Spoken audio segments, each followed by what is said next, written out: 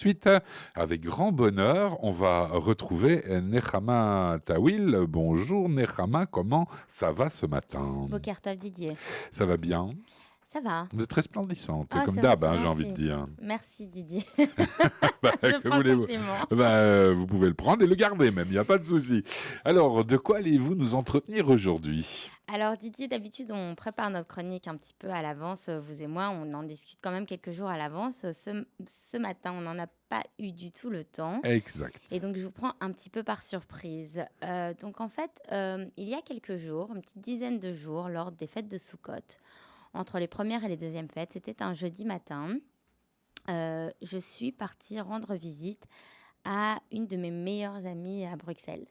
Et vous la connaissez? Non. Ouais, vous la connaissez parce qu'elle vous appelle souvent ici à Radio Judaïka, puisque c'est une de vos meilleures et plus fidèles Ah auditrices. oui, oui, je vois de qui vous parlez. Comment elle s'appelle? Aline? Léa, Ah non, Léa, mais non, Léa juste. Mais oui, Guterman. ben oui, on va lui rendre hommage à notre chère Exactement, Léa, bien sûr. exactement. Alors, Léa, c'est vraiment mon amie de toujours, hein. Je l'ai connue pour la première fois quand j'étais enceinte de Mendy. Mendy a 15 ans. Donc, ça fait 15 ans. On est tout de suite devenues amies. Elle était vice-présidente de la Viso. Oui. Et on a fait plein de très, très chouettes projets ensemble. C'est une dame qui est un enfant caché, qui a été cachée à l'âge de 6 ans dans une armoire, figurez-vous. Pendant plus d'une dizaine de jours, elle a été cachée dans une armoire. Et puis après, quand ses parents sont venus lui rendre visite au couvent où elle était cachée, elle s'est mise à pleurer. Elle leur a promis qu'elle mangerait des pommes de terre parce qu'elle en mangeait jamais. Et elle les a elle supplié de rentrer chez elle. Et donc, du coup, ses parents ont fait un accord avec la bonne sœur du couvent. Ils ont pris un job de concierge au couvent dans une maison arrière. Et ils ont pu cacher leur fille comme ça pendant toute la période de la guerre. Elle a été cachée. Elle a toujours été très, très traumatisée par cette période, hein, comme tous les enfants cachés, je dirais. Elle en parlait énormément. Et moi, c'est une femme qui m'a vraiment énormément touchée. Je pense que vous l'avez connue, vous, quand vous avez travaillé ensemble au centre Ben Gurion. Tout à fait. Ouais, elle me disait toujours il est beau, Didier. Ah ben, apparemment, elle avait un problème de vue important. Parce qu'il me dit, je me rappelle, il est grand, beau et fort. Est-ce qu'il est toujours comme ça? Et je dis, bien sûr, j'ai la chance de le voir tous les mardis matins, Léa. Donc voilà, Léa, Didier, c'était vraiment ma très, très, très bonne amie, hein. Et donc, en fait, quand je suis partie lui rendre visite il y a quelques jours, chez elle à la maison, un jeudi matin, elle m'a dit, tu sais, Nahama, dans tes chroniques, j'aimerais que tu parles un petit peu plus des femmes juives qui n'ont pas eu d'enfants, comme moi, mais qui ont beaucoup contribué à leur peuple. Et donc, je me suis dit, Léa, ce sera ma première chronique et elle sera pour vous. J'aimerais vraiment parler de Léa Guterman aujourd'hui qui nous a quittés, malheureusement, il y a quelques jours. Elle a été enterrée. Léa, sa maman s'appelait Chaya, son papa s'appelait Mordechai. Et elle parlait beaucoup de son grand-père Avigdor. Son grand-père Avigdor, elle disait que quand elle a dû quitter ses parents pour être cachée au couvent, son grand-père Avigdor lui a dit Léa, n'oublie jamais que tu es une Yiddish Mädel, que tu es une fille juive. Et elle finissait toujours cette histoire en me disant Nechama, je ne l'ai jamais oublié.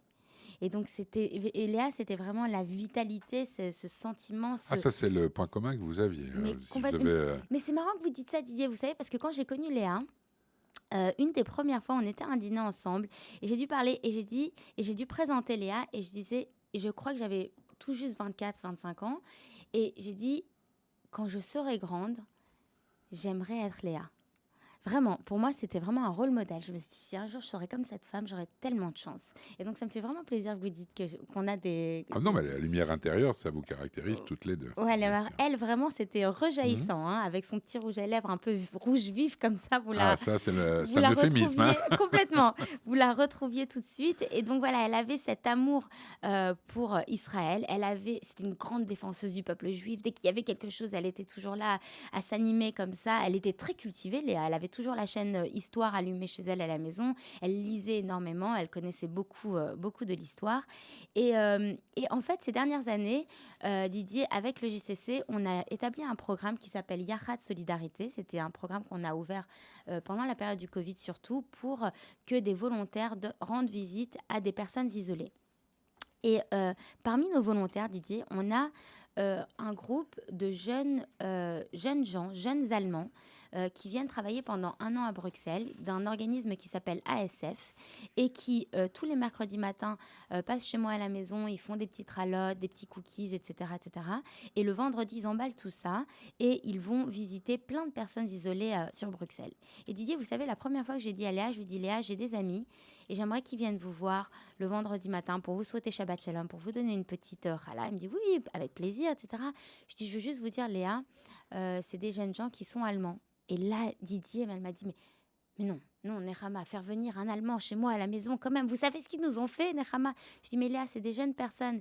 Elles ont entre 17 et 19 ans. Elles veulent justement connaître votre histoire. Et Didier, ce que je trouve exceptionnel, c'est qu'elle a ouvert sa porte à ces jeunes garçons et filles qui allait lui rendre visite chaque semaine. Elle s'asseyait avec eux, elle leur racontait son histoire. Ils l'adoraient. Léa, c'était vraiment notre star à nous. Ils adoraient écouter son histoire.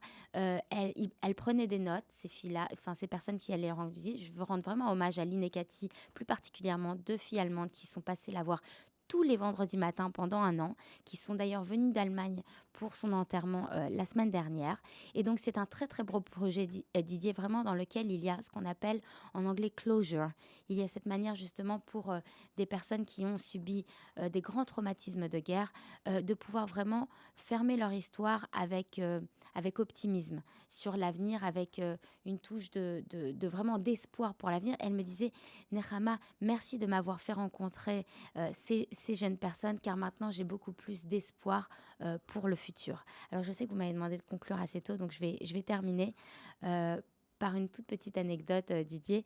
Alors vous savez que moi, ma chronique, elle est de 8h30 à 8h40 chez vous, et donc je rentre dans ma voiture à 8h41. Mon téléphone est bien entendu sous silence, mais je regardais toujours mon téléphone, Didier, parce qu'à 8h41, dindin, j'avais Léa qui Vous m'appelait. aviez le feedback. Et complètement, j'avais le feedback.